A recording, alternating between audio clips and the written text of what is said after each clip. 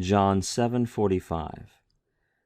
Eothon un hoi huperetai pros tus archieres kai pharisaius kai epon autois ekenoi dia ti uk egagete auton.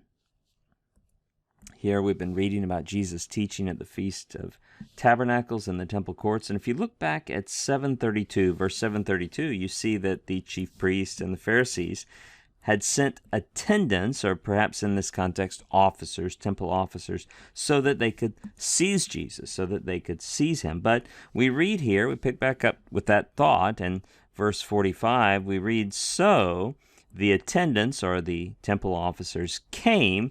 And some of you have to confess that you were confused by that capital Eta. You would have recognized it if you saw it like that. Eothon, they came, but the capital form of Eta, right? Eta looks like that, but the capital Eta looks like that.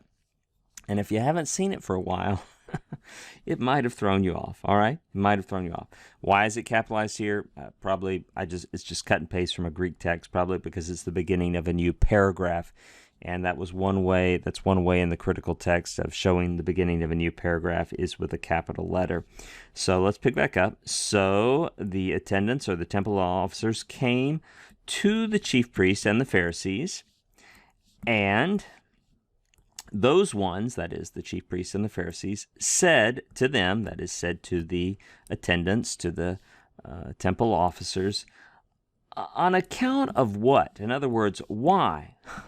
Why did y'all not lead him? Why didn't you bring him? Why didn't you seize him, arrest him, as we sent you to do? This word lead or bring, the lexical form of that, you probably recognize as ago. Ago means to lead or bring, but you may have forgotten that the second aorist form is agagon, agagon. And so we can see that agog right there. This is indeed a second aorist.